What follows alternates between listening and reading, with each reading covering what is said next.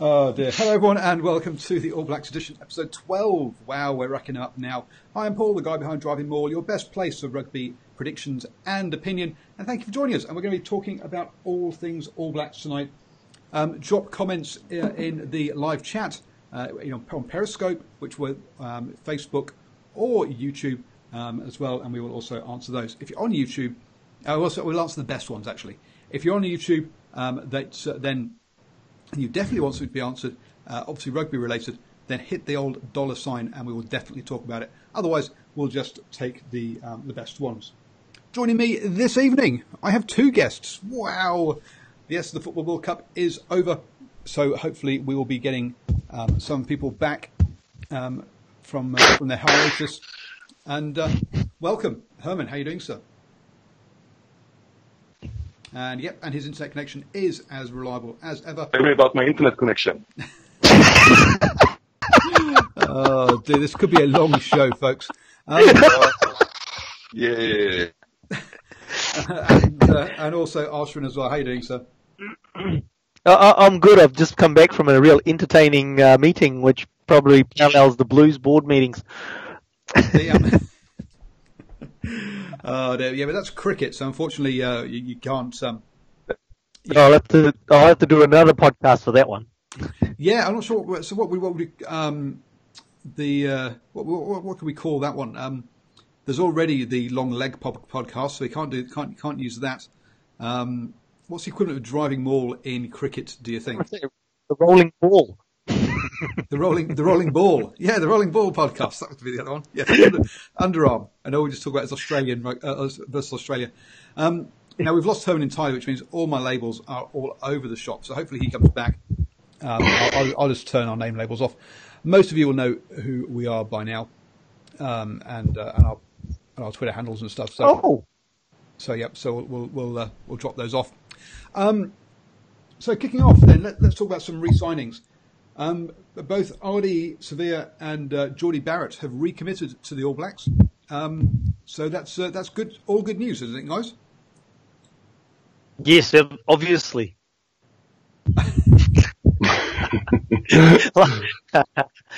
No, look, it is good news. Obviously, Ardy's in that number 2/3 position for open side flanker for the All Blacks. So to maintain him at least through to the World Cup is good.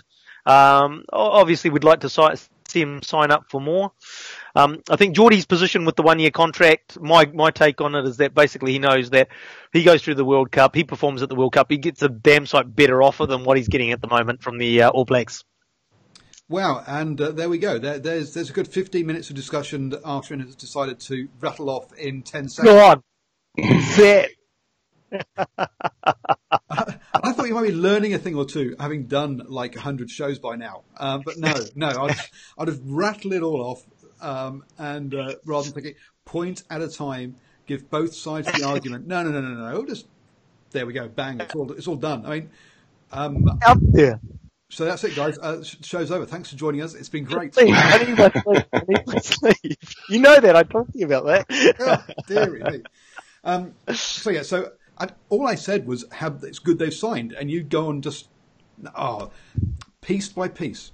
So, so they both signed. Take it back. Beep, back the truck up there. That's really great that they've signed. But Herman, they've just signed for 1 year. Is that a worry?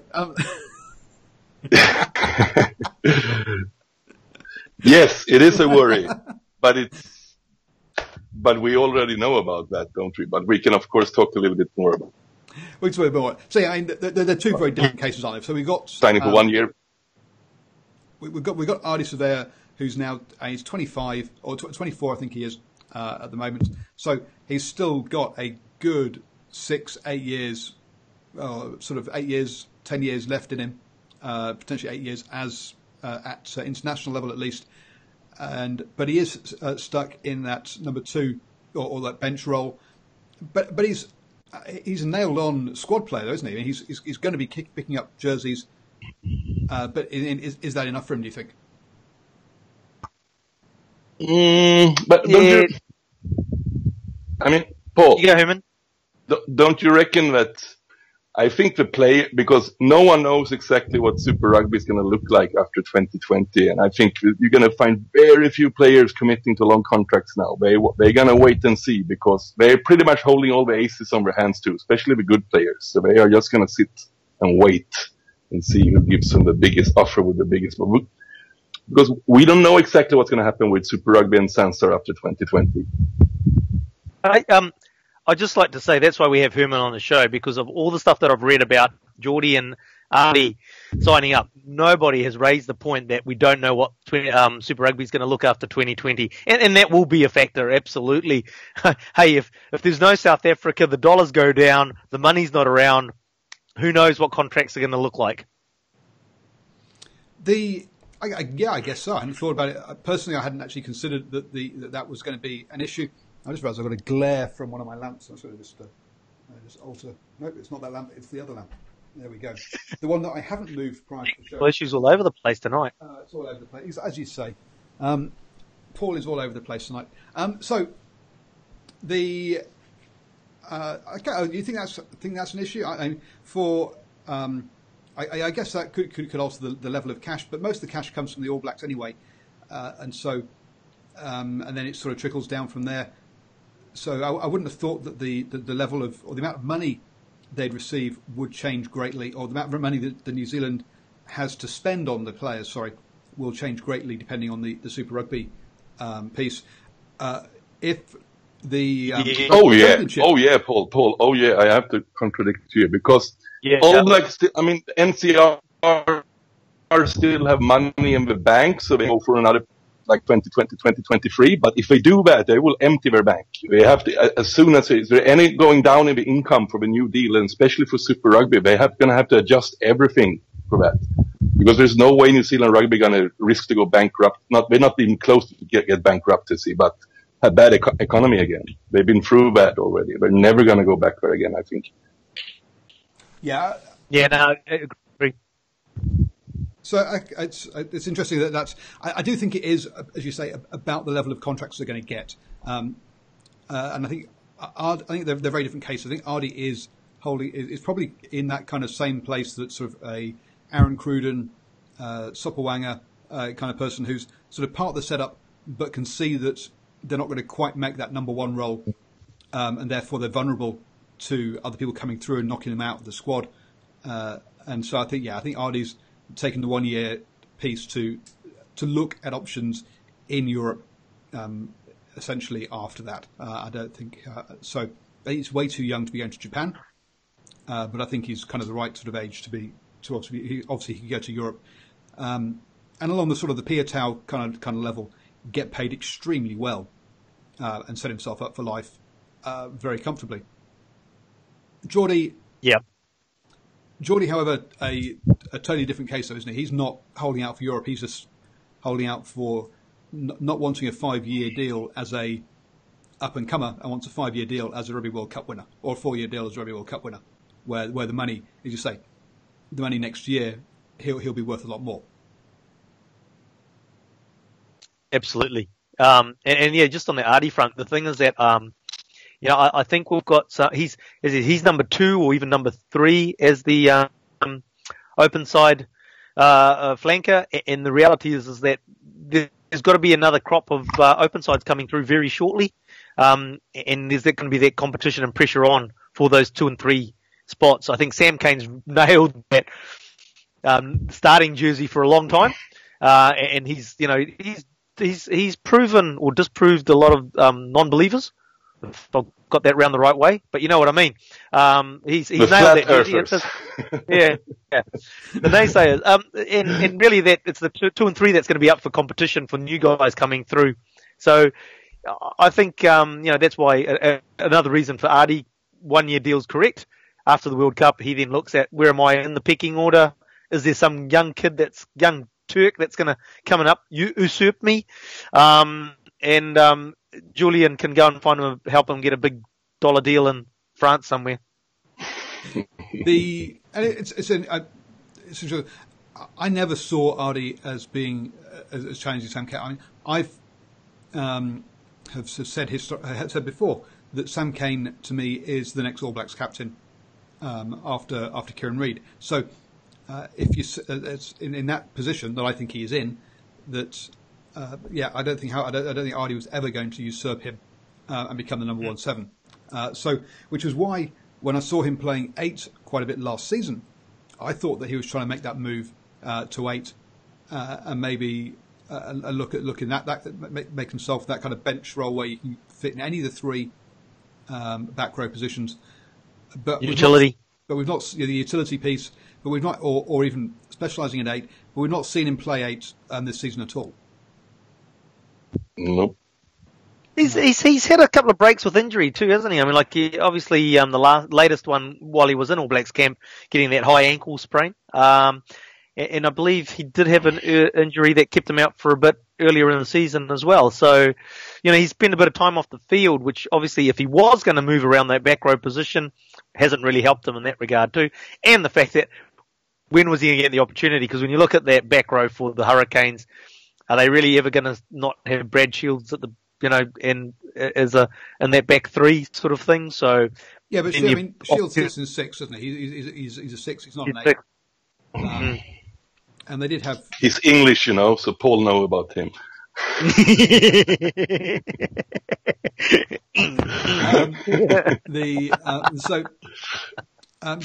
was more that 8 position I thought he was trying to sort of move himself into, but that doesn't seem to have happened. And I think we can all expect him to go probably over to Europe after the Rugby World Cup.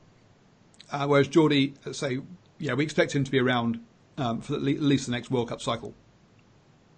Yeah, but I think the problem with both Jordi and with Rico too, is that they are like such a special talent, and the rumor is too up in Europe, but especially the top 14, they're gonna raise their salary cap a lot in a year or two. Right now, I think we have like 8 or 9 million pounds a year, and we're gonna raise it like with 5 million pounds a year, which is gonna leave a lot of room, and that's also gonna be combined with that they are slowly trying to enforce in the French league now, but they can only use like 6 overseas players. They're going to try to take it down to 5, which means they're going to have more money but less spots for overseas players. And for me, that equation means they're going to go for the big names. And I mean, Jordi is a very special talent. Imagine if we have like a stellar World Cup, being like in line to be one of the best players in the world. Yeah, but one of the things about Jordi, and that they brought up in the New Zealand Herald article on him, is that he sees himself as a 12, and he's not getting that opportunity at the moment with Laumapi there at the Hurricanes. So it's going to be interesting to see, does he want to cement himself as a 12 by name and then make the move, rather than necessarily try and make the move and everyone's still seeing him as a fullback where he doesn't actually really want to play as well. So I still think that Geordie's another World Cup cycle in New Zealand. Good point. The Rico Ioane, that's going to be interesting because it burst on the scene. If he were to that's the most likely outcome. If he were to become sort of top try scorer at the Rugby World Cup or something like that, then you could definitely see some serious cash being offered his way, and it'd be very difficult to turn that kind of money down. Charles Piutau is reportedly going to be the most expensive, the highest paid international player in the world come next season, and at £1 million a season. And that's really crazy money from a rugby point of view. From a football point of view, it's still small change. Hey, I just want to digress. That's like playing for free in football. like ride a cup or something. I just want to digress a little bit, and it's just like you just mentioned that Charles Piutau is going to be like the highest paid player, sort of thing. You go back a few years, it was the old tight head prop that was getting the really big dollars, which is sort of you gone from front row to the back. So tight head prop and fly half are generally your highest paid players. Let's be honest. And whereas Christian, sorry, okay. So Christian in the live chat has gone and said he's not that good, and I'm assuming he is referring to Charles Piutau. Now, when he was here in New Zealand playing for the Blues, remember he was playing for the Blues, which means he didn't necessarily have the opportunity to show how good he was for a start. So, here we go. So anyway, so there's that. And then, Herman's decided he's got enough time to go and have a cigarette and come back again. Arshvin and Paul are going to start start moaning about the Blues again. But Piutau has since then gone and played for Wasps for a season, and played for 2 seasons at Ulster. And now he's joining the Bristol Bears this coming season. So he's had 3 seasons overseas where he has shown himself to be world class. Good. And potentially for European observers would be putting him into a world 15. He's that good. Now, New Zealand observers who haven't seen him for 3 years probably wouldn't. To be fair, no. But yeah, there are definitely people who put in a world 15 back 3 that are based in Europe. There's no. We'll get to see him at the World Cup by the sounds of it. I'm thinking he'll do the Tonga thing. You know, it's just like just go play sevens for a few games, and he can go play for Tonga. Yeah, you have to play 2 qualifying tournaments for Tonga for Olympics. And then he can play for Tonga at the World Cup. Okay. Then he could play if he played 2 sevens tournaments that are designated as Olympic qualifiers also, then he could change alliance after 2 and also be playing in the 15 code for Tonga. Now, if he was Samoan or Fijian, that would be really easy because Samoa and Fiji are on the HSB Sevens World Tour, which means we know that all those World Tour events are, or World Series events, sorry, not World Tour, World Series events are considered Olympic qualifiers. Tonga, who aren't part of that series, who haven't qualified for that level, struggle to figure out which events count as being Olympic qualifying, which ones don't. And so one of the big question marks has been which events would he have to turn up for, and then also, can he get time off to go and play in those events to do that? So, I say if he was playing for one of the teams in the World Series, it would be very easy. Well, not very easy, but it would be easier. Whereas for doing it for Tonga, there are a few more issues to try and figure that out. Unfortunately. Yeah, but you also kind of think that then owners are not going to let their players go play sevens to qualify for Test rugby. Oh, mind you, no, hang on. It depends on how much he wants to play for them, right? Whether, like as Paul's just alluded to, he just signed for the Bristol Bears. Mm-hmm. If he's smart, as part of his negotiation, says, I want to play international for Tonga, you want me to play here, this is the deal. But I doubt that they've done that. I doubt it. I just threw it out there. Yeah. That. You're right, it does. It comes down to how much does he want to do it. If he really wants to do it, he can. There's no two ways about it. The number one, basically, the number one paid rugby player in the world, then I'm guessing you have a bit of ability to demand a few things like releases. Yes, and it's quite interesting. Arthur, how much can you tell us about Charles Piutau's brother and how good he is? Look, not as good as Charles, obviously, but he's a good player, absolutely a good player. And when he played for the Highlanders off the top of my head for a couple of seasons, and then he has obviously, we've seen him in Tongan colours. And look, he is a good player. I don't know what more I can really say because it's been a while since he's actually played in any of the competitions that we get to see him in. Obviously, we do get to see him in the European competition, but you have to wake up in the middle of the night to watch it. So, but look, he's no Charles Piutau, but he was definitely a very good rugby player in his own right. Well, because one thing I was going to say was, when Charles Piutau was at Wasps, funnily enough, signed Charles Piutau's brother as well.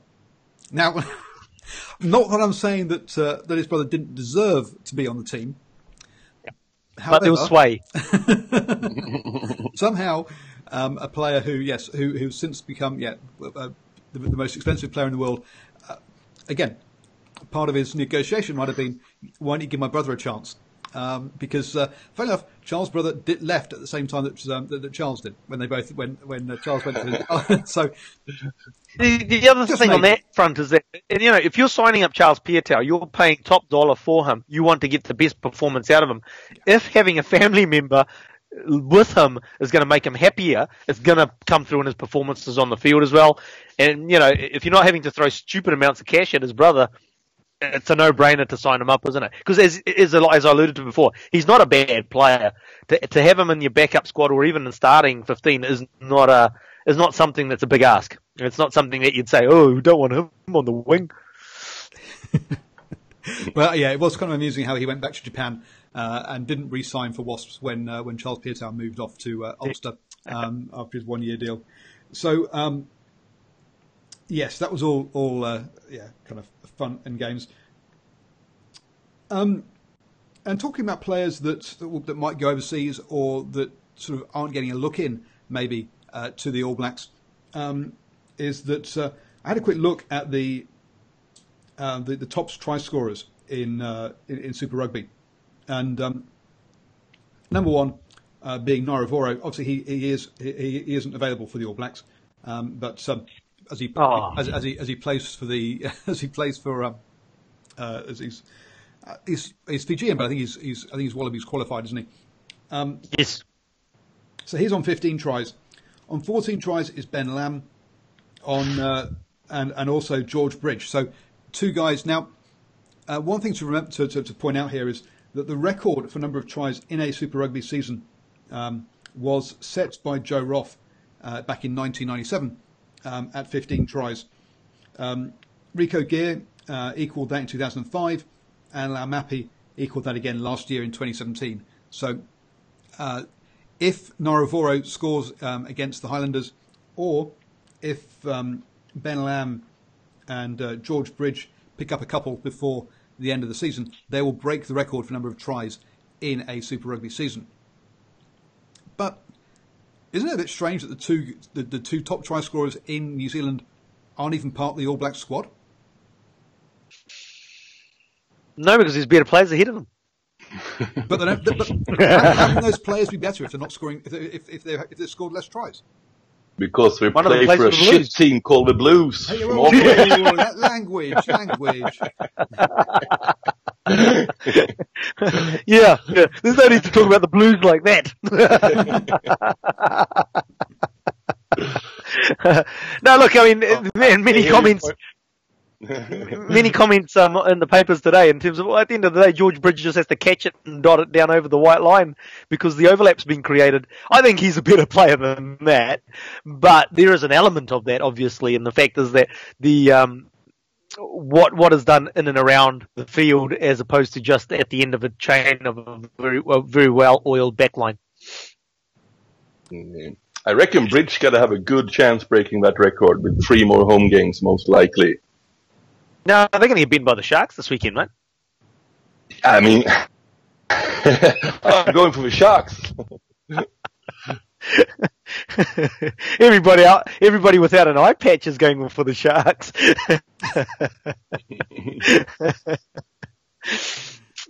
No, but it's interesting. But this is hardly the first time we see like the best performing players in Super Rugby don't get the nod on test level, and I think it's coming from if you're a coach and you have seen a player perform at test level and you know they can perform on test level, it's going to take an awful lot before you throw me away and try someone you don't know if really has it on test level, because there are so many examples of Super Rugby players who look awesome on Super Rugby level, but they just don't cut it on test level. And to be fair, also quite a few Super Rugby players that look like, yeah, good, solid, you know.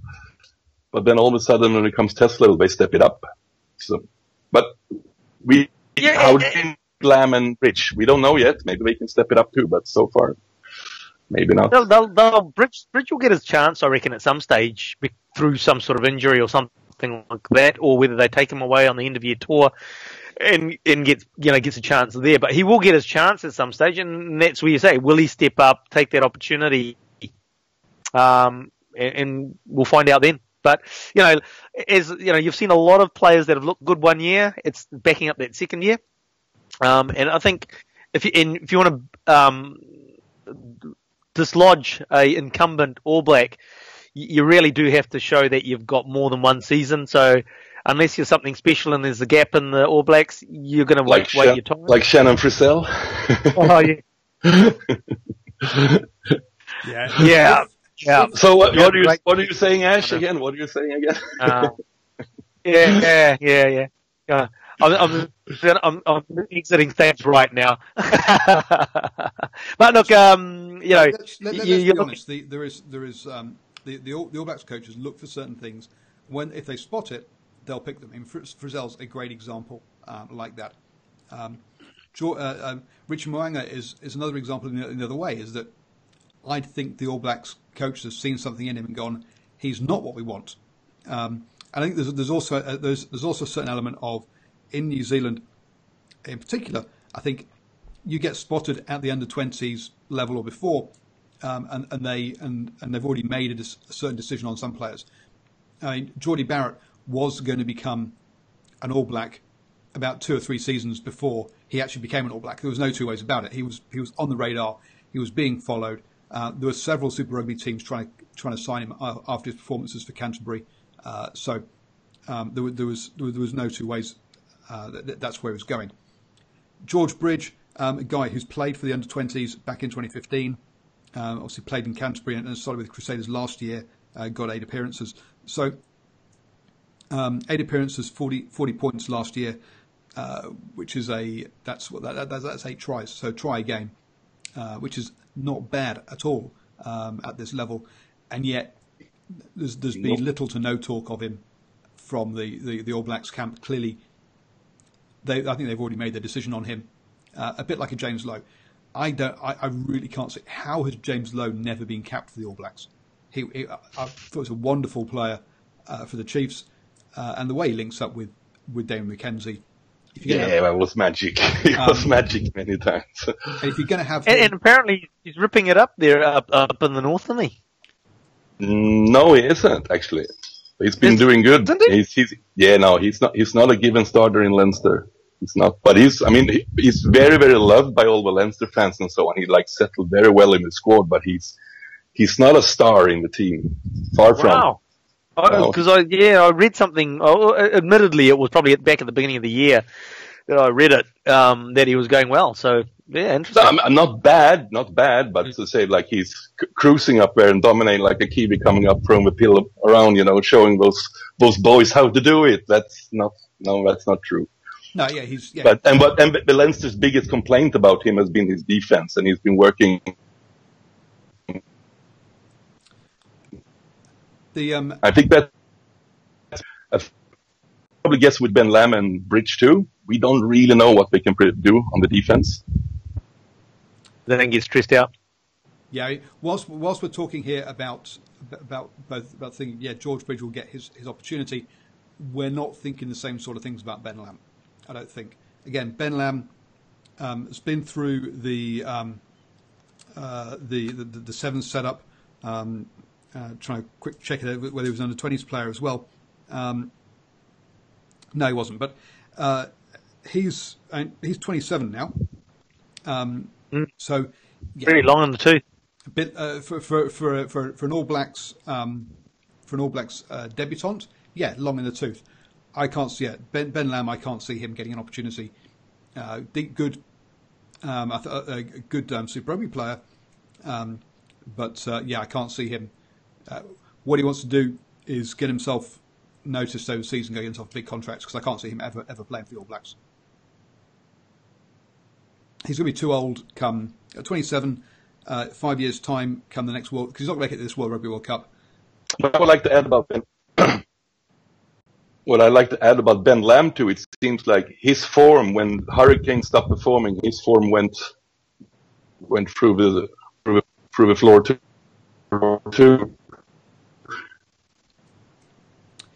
Yeah, absolutely. Compared to the Hurricane, lost some of the mojo. Ben Lamb has just gone missing. So yeah. Hey, Paul. Yep. Have you because you're stats man as well? Have you got the stats on the age difference between George Bridge and Solomon Alomalo? Just with Rugby Nation mentioning Alomalo, I have to agree. He's the one that I would sort of pick as someone the All Blacks would be looking at. But I'm just wondering what his age is. At the moment, I can't seem to be able to spell his name.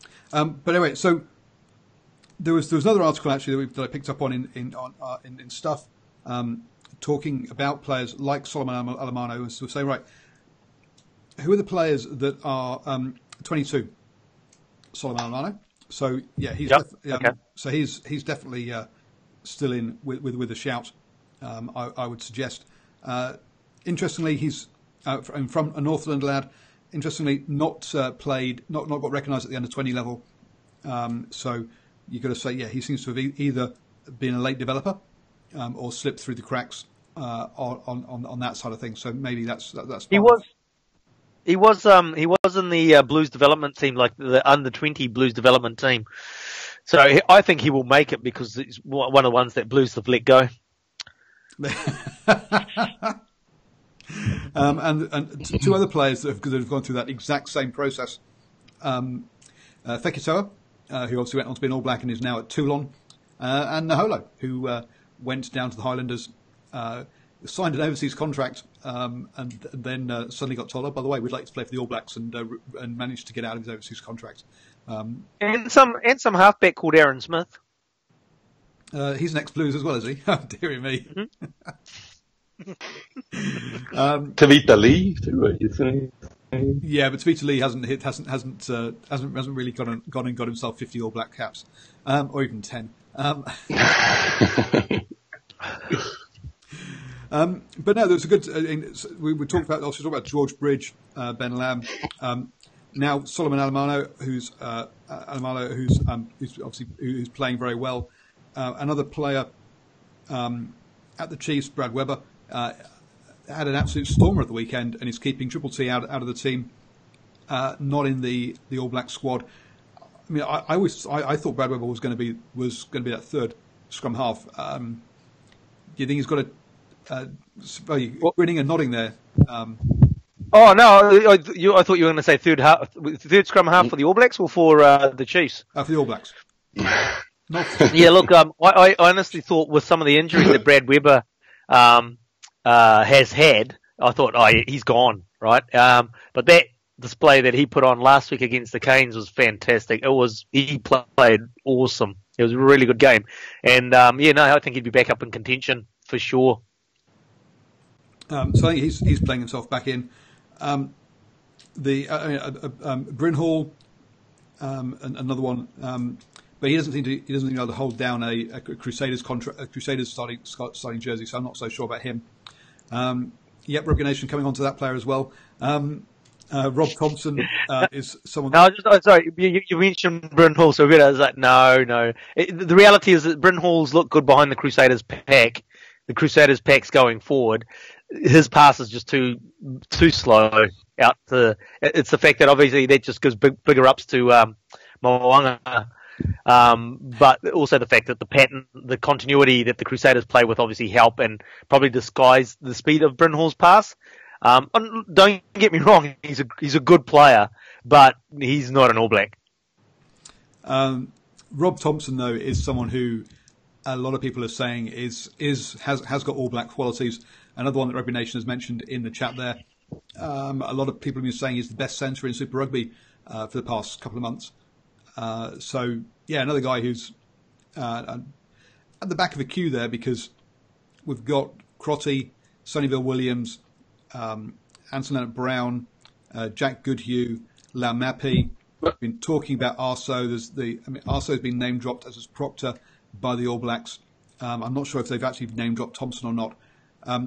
But he's at best he's sixth, could be as low as eighth in the pecking order, and yet someone that's been getting rave reviews this season. Actually, Proctor's got quite a few mentions from the All Blacks coaches, if I remember rightly. He got mentioned ahead of Arso, in fact. But hasn't Michael Little in Sunwolves played for the Blues before too? Yes. Mm-hmm. And that's probably one of the best centers in Super Rugby this year. His form has been sensational. What's your point of not getting it? No, he's look. There's been a couple of players like Michael Little that you just sort of like, what the you really do in terms of how can he not be even in the squad is just mind blowing. Because he actually had a good season for North Harbour last year as well. And it was on the back of not being selected that he's ended up at the Sunwolves, not because they approached him and thought, oh, look, there's a great player, let's go pick him up. And yeah, he's a good player, but I wouldn't put him in All Blacks. Check his stats, Paul. I recommend you look through all the stats from the midfielders in Super Rugby this year, and you will see he's probably one. He's a complete midfielder. And especially the last 7-8 rounds, he's been sensational. He's been very good with Parker in a Sunwolves team. But Parker, again, is a player that probably wouldn't be first choice fly half at many Super Rugby teams. It's a start. It's not that they're not playing a Kiwi style of play. I don't think so. I thought like we spoke more Kiwi English in the coach's box than Japanese there.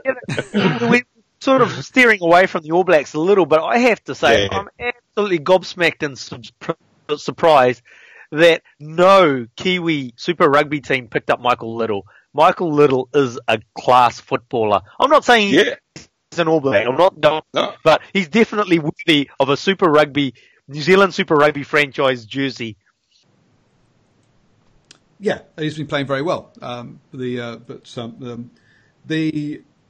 a couple of the names that were thrown out there: Jordan Tafur, Shannon Frizzell. I mean, Shannon Frizzell has actually been picked, but quite a few players there who. I think Jordan Tafur's got limitations. I don't know. I mean, like obviously it was a hard one for the Crusaders to get up for against the Blues. You know, nothing on it.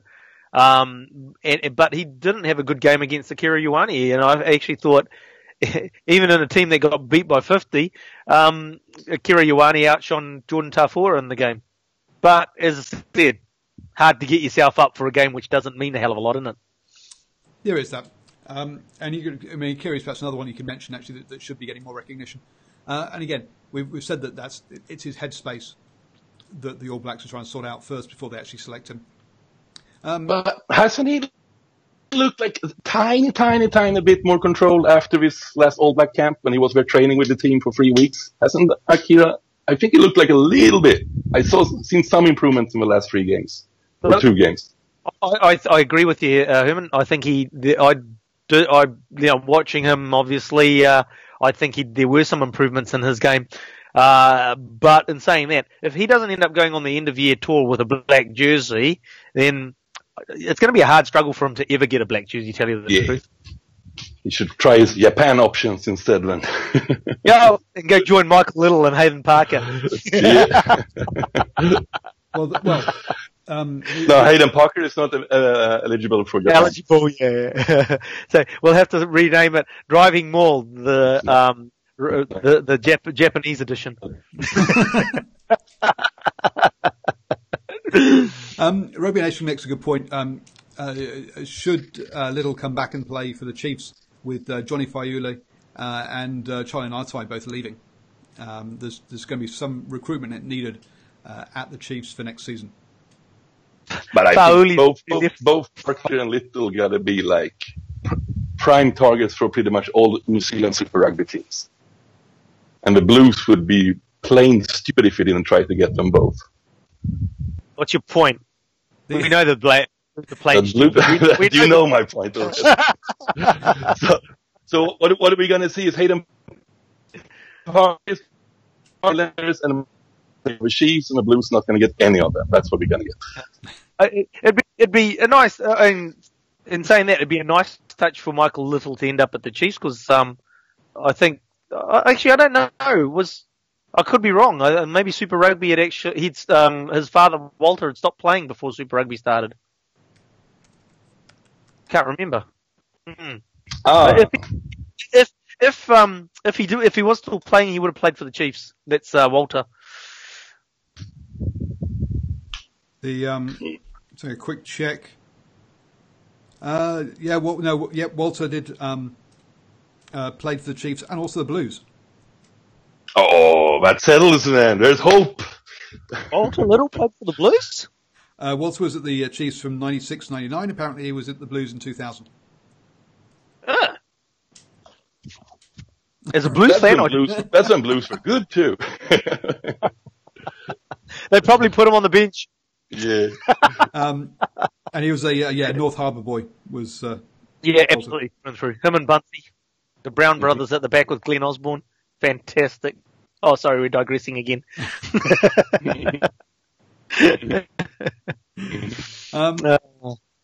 But yeah, you're talking Michael Little, 25, and this is his first year in Super Rugby, which is nuts. Yeah, crazy. Let's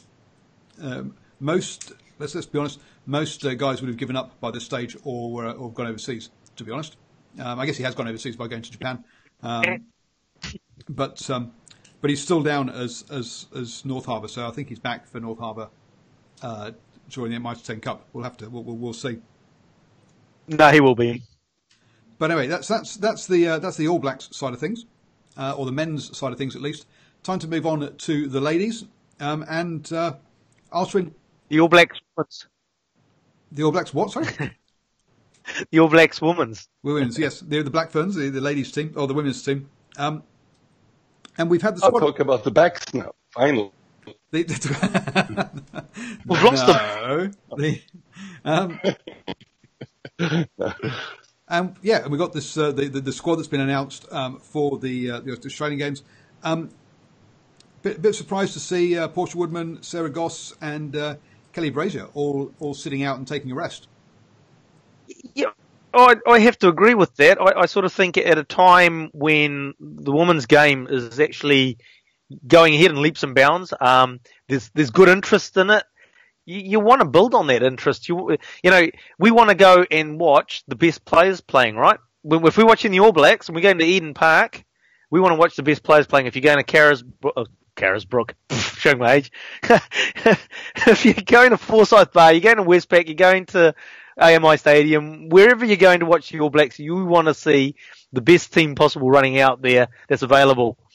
And you look at the Black Ferns and you sort of think, hey, you got momentum, you got interest in your team. What are you doing? People want to see. Portia Woodman is the name of women's rugby.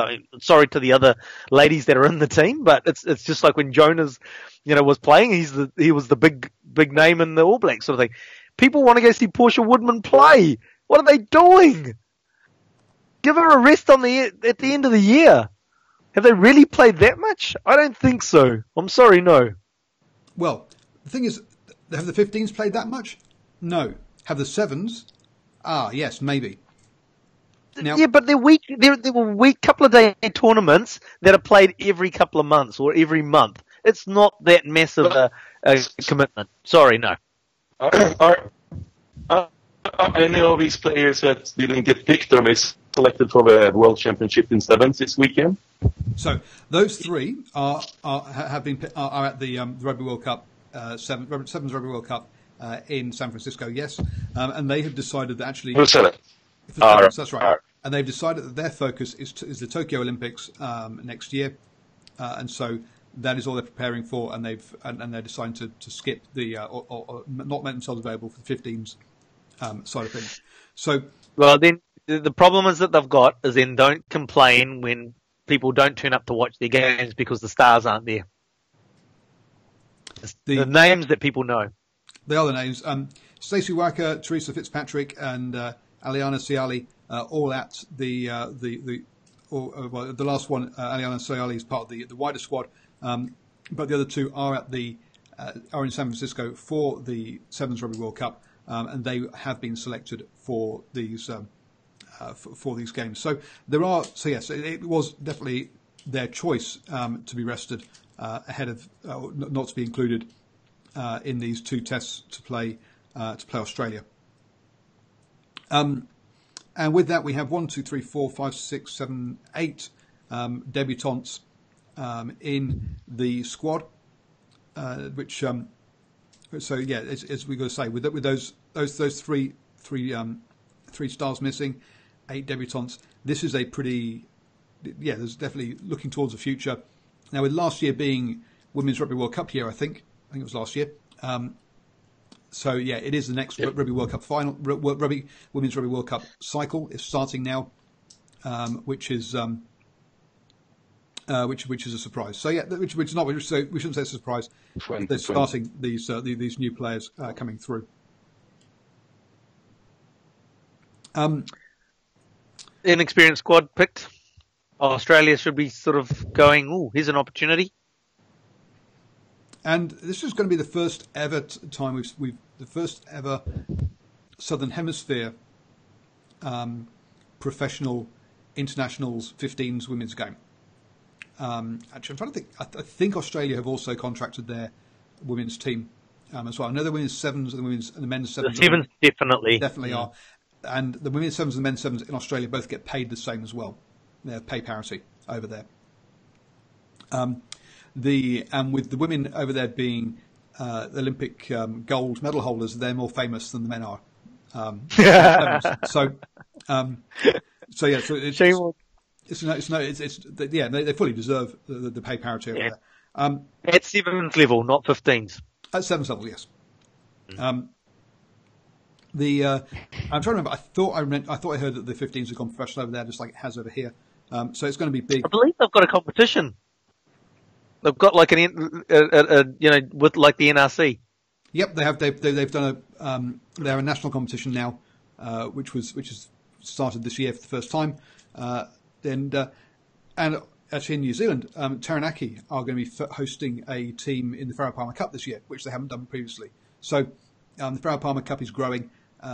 You have to be careful. Just be careful with that sort of like, way they've got more teams in the Farah Palmer Cup, because what they've actually done in the previous years is they've decimated the Auckland team to create teams outside of Auckland, and it's just like, hang on. Those were Auckland players. Now they're playing in this team. They're playing on that team, and it's like, That's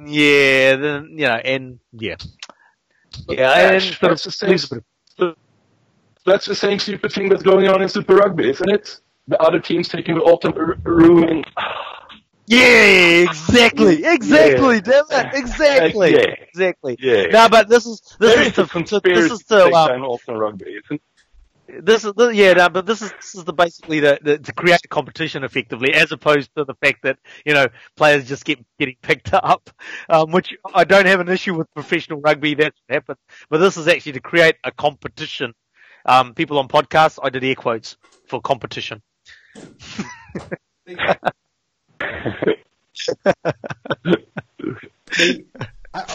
And sure, you've been able to do that in the past with a smaller competition.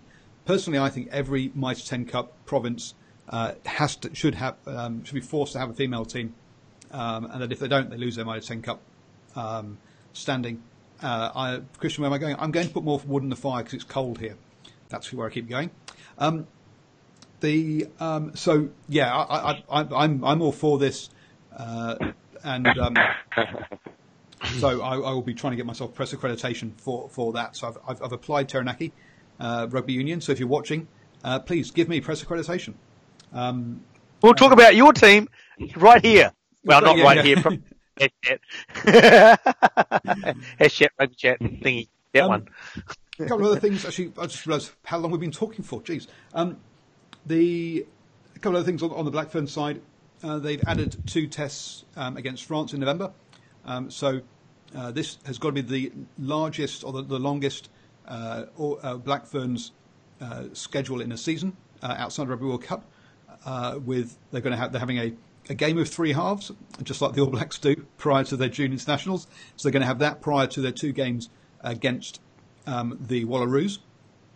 They then head over to the USA, and as part of a triple header where the USA will be taking on the Maori All Blacks and Ireland will be playing Italy, the USA women's 15s will be playing the Black Ferns, and then after that game they'll be heading over to France for two games in France as well. So that's five full test matches I'll have this year, and it's way short of the 14 or 13 or 14 that the All Blacks have every year, but it's well up on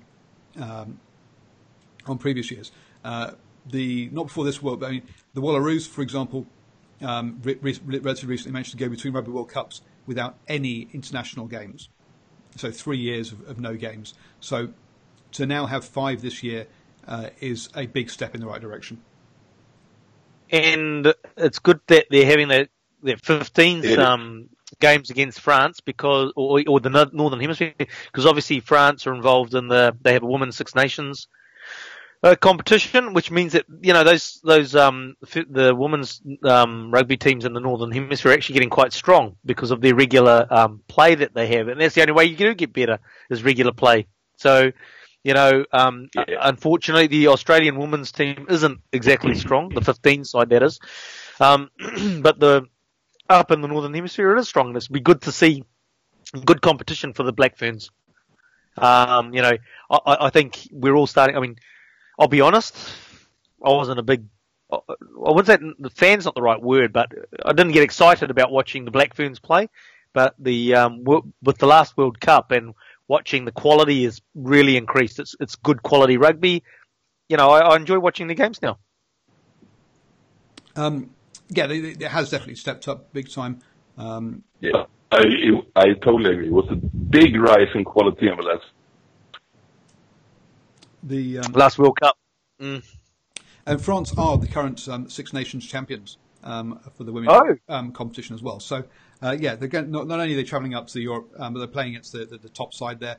Obviously, the European, with the Six Nations, the European Six Nations team all get 5 test matches a year as part of that competition straight away. So France women, for example, will have at least 7 test matches this season compared to, I say, 5, which I think I'm happy to be corrected, but my belief is that this is the biggest or the longest schedule or most games that Black Ferns have had outside of the World Cup year. Yep. So that's that. The other thing we obviously need to which we touched on very briefly, was that it's the Sevens Rugby World Cup this coming weekend, and for those people in New Zealand, you can watch it on Sky Sport. Oh, actually, no, you can't. It's going to be live on Duke, which isn't even a sports channel. Alswin, what's going on? The Blokes channel. It's a Blokes channel, mate. Mate, it's a Blokes channel. It's an entertainment channel. It's not a sports channel. So clearly, Sky haven't got the rights to the Rugby Sevens World Cup, and they haven't got rights to the Rugby World Cup either next year. Is Sky losing their grip on rugby? Until the streaming services fall over and we have an SBS moment and they go crawling back to Sky and say, "Can you broadcast these games for us, please?" Or TVNZ goes, "We're going to have to put it on for free." Well, Duke is actually is a satellite channel rather than a streaming service. So yeah, but it's going to be interesting the Rugby World Cup next year, and we'll see how that hands out at that. Also, no team, women's or men's, has ever won the Sevens Rugby World Cup back to back. The reigning champions are New Zealand. All Blacks. All Blacks. The women's All Blacks have doesn't look good then. New Zealand. Oh mate, chalk it up. Put your house on it. The women's sevens team's going to win their one. Yeah, the New Zealand women I will back, but the men. Have you seen the Fiji team? that Fiji team. They're the only one who picked stars from 15 too. No, Wales have. Wales have got two. Picked two international, two 15s players. Okay. But that Fiji Sevens team, if they can pick the team that they want to, nobody stops them, eh? I reckon they're, you probably can't put your house on them, but, you could put a bit of wedge if you gambled. I don't. Paul doesn't. I don't know, Herman, do you? Yeah. Well, hang on. Aren't the Blitz blocks the reigning HSB Sevens champions? Yeah. They are. They've also it was a shout as well. That's the most probable final. So yeah. But I think if the Fijians don't lose the hit, because the thing is that the Blitzbokke can beat the Fijian if they can get into their headspace, basically. But if the Fijians can keep controlled, you just can't. Those guys in sevens are just phenomenal. Oh, they are. Don't get me wrong. The Blitzboks are also phenomenal as well. They're also very good at what they do. They are, but they're good because they play consistent. They're not the miraculous freak play type guys that what Fijians are. I mean, I saw that the Fijian Superlock he's going to play. I mean, that's just because of that. I'm actually going to watch sevens this weekend. I want to see him play seven. Because who was that? Sorry, you broke up. So who was it? Nakarava. Oh, yep. It's the lock. I mean, if he were playing for any of the big nations in the rugby world, he would be like a superstar already. He's that good. Yeah. Basically, seen Dan Carter playing in the lock position. His hands are magic. It's crazy. I guess I do have some reservations though about 15 players being. You know what I mean? He's a fantastic player. Played for Glasgow for a season, and they were very upset when he left. I guess my only thought is I'm not a great fan of 15s players being drafted in for the big tournaments at the last minute. Wales did it for the Commonwealth Games as well, but for me, the players that have qualified you for the Rugby World Cup and got your seeding for the Sevens Rugby World Cup should be the players that get selected for it, not some guys who are picked just for that event. So God, now you're starting to sound like the cricket committee meeting I've just been to about being fair. It's not fair. Yeah, somebody comes and takes someone, it's not fair. Come on, give it a rest, The best players play. This is a World Cup. This is not a school tournament. Yeah. Yeah, I'm just not sure that I agree. I'm just not sure that I agree. I mean, with Nakarawa, it's a different matter. I'm not sure that I agree that. I'm not sure that I agree that Justin Tipperick is the best player in the world at sevens. There you go. I think there should be some sort of qualification probably around it, and you have to play in a sevens tournament, X amount of sevens tournaments to be eligible, maybe. But maybe that way then. Just for a hypothetical question, what do you reckon? Like if the current All Black setup of 30 players, if you pick a 7 side from the All Blacks and let them play against the New Zealand 7 team, who do you think we're going to win? The All Blacks. The All Blacks, eh? No doubt about it. We've seen it in the past. That's why. The reason I say that, I speak from the past. When you look at when we won 2 Commonwealth Games medals in a row, and as you look at that team, Ben Smith, my mind's gone blank on the players that were there, but they were all Blacks, and those guys, the other guys didn't have a chance. The other teams didn't have a chance. Even now, you look at it, if they sent the players that, let's face it, if they sent Rico and Akira Ioane, those guys aren't even selected. You go put those sorts of players in there. That's what and it's just like, no worries, man. The All Blacks, if you pick 7 players that are current All Black players to play against our current 7 squad, they'll eat them up. Okay. Paul's got his arms folded, so I'm guessing he's disagreeing. You have the same opinion, Paul? Body language. I've read those body language books. See? Yeah, you're a salesman. You read all this kind of stuff. I don't agree. I don't agree. Right. For other countries, I would disagree. Okay, because I think sevens has become a specialised sport, and that the conditioning for it and the skills for it are different to 15s. You have to be a sevens player Now, the reason I say that I have an exception with the All Blacks is the All Blacks use their sevens in a different way to all the other countries, in the fact that they use it for development of players. Australia have done to a certain extent, actually, with Callum Clark coming through and playing for the Brumbies Brumbies or Tars, anyway, whichever team he's playing for. But if you look at, whereas you look at just look at Auckland, you've got obviously you've got Akira Iwani in there. You've got Rico Iwani. Who was the other wing that was playing sevens last year? It's now that was on the left wing for the Blues recently. I've gone blank. Joe Ravovo. No. Ben Lamb. No. This season, last weekend, who was playing left wing? Oh, Caleb Clark.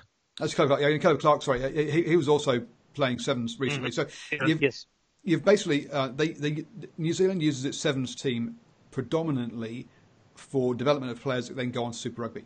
There's one or two like DJ Forbes and the tall guy who Mickelson. Yeah, who stick with the sevens program, but they are very few and far between. You do sevens for 1, maybe 2 years, and then you become a Super Rugby player, or you just drop out. So, because it's used as a development tool in New Zealand, and you can pick 7 All Blacks who have played sevens, and therefore have the skills. That's why they can do it. But for other countries, I don't think you can.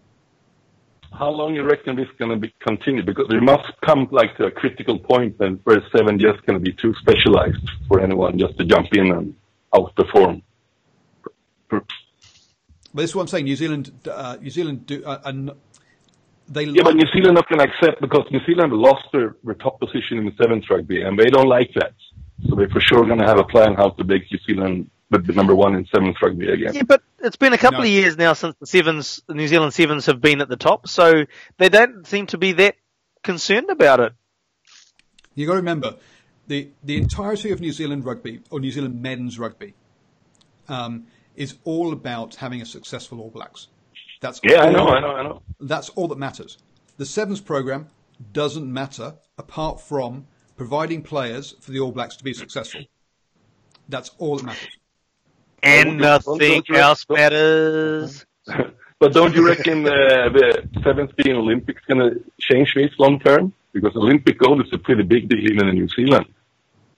It is, but it's still it's not an Adidas deal for 5 years. And in rugby, Olympic gold in rugby is kind of embarrassing.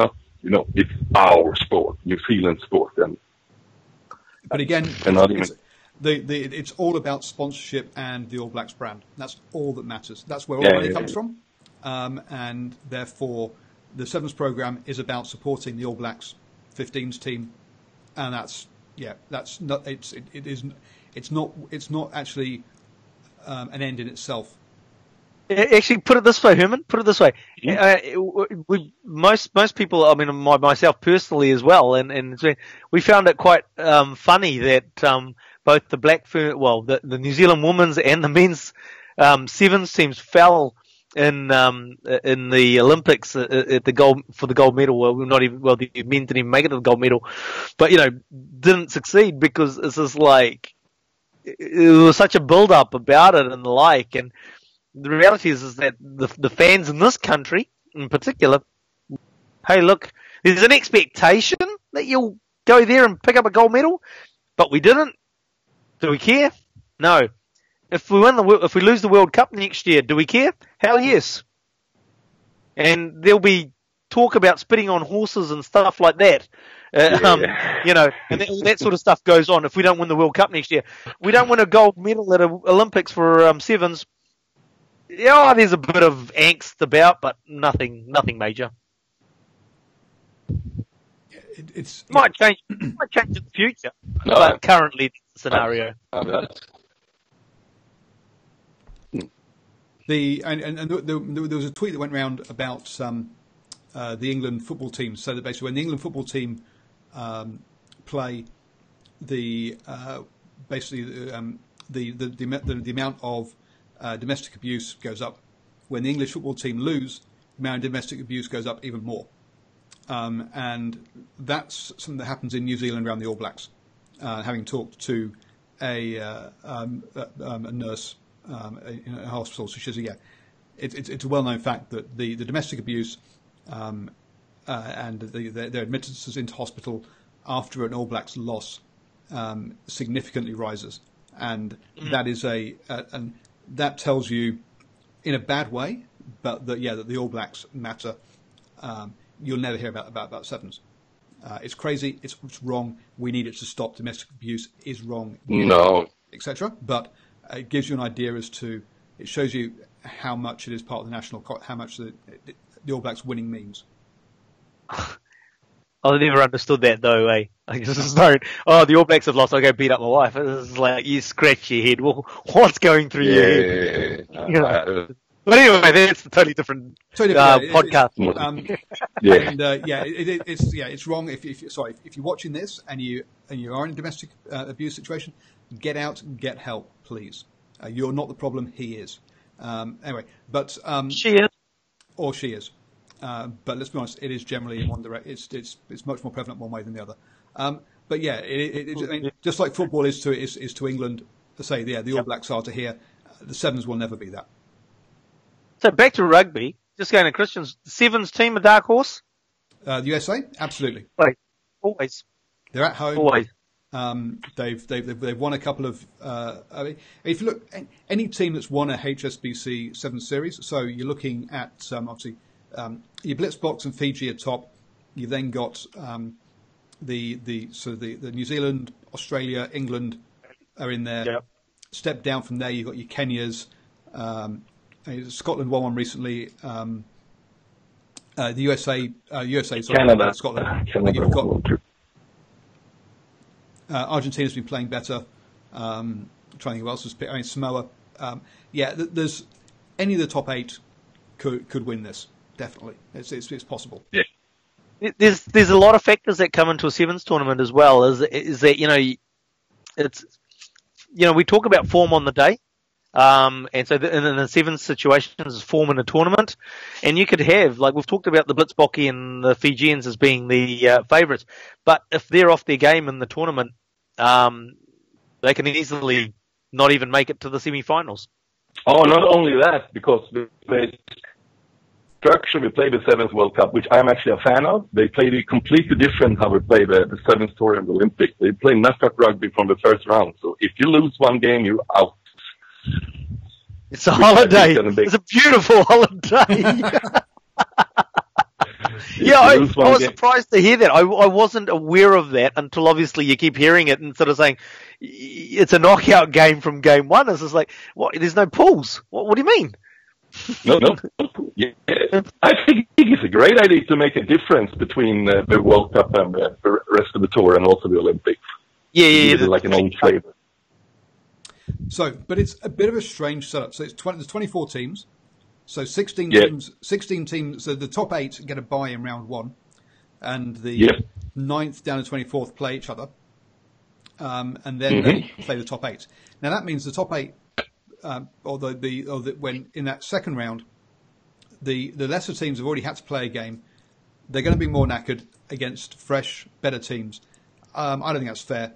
But Paul's going down there. It's not fair path again.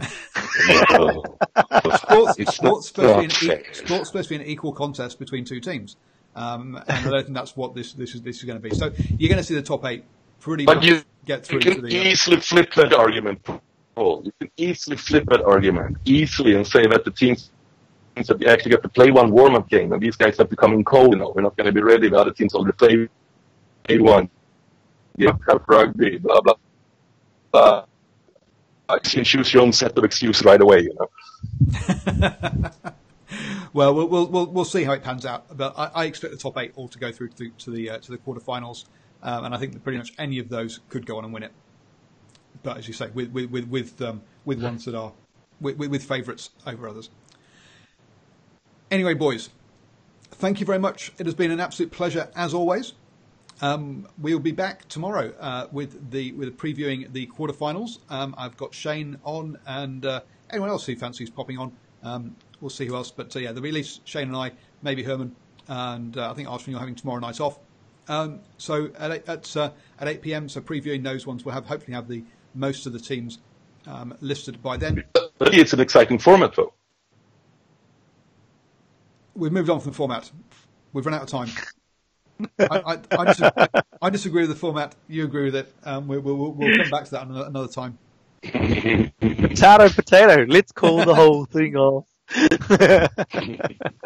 Breaking into song in one show, twice in one show. So, after Arshon has busted most of your eardrums, please all click that like button, share, retweet, all of that lovely stuff, and more than anything else, just tell your friends how wonderful and great we are, and how to come and listen. So, cheers and good evening all.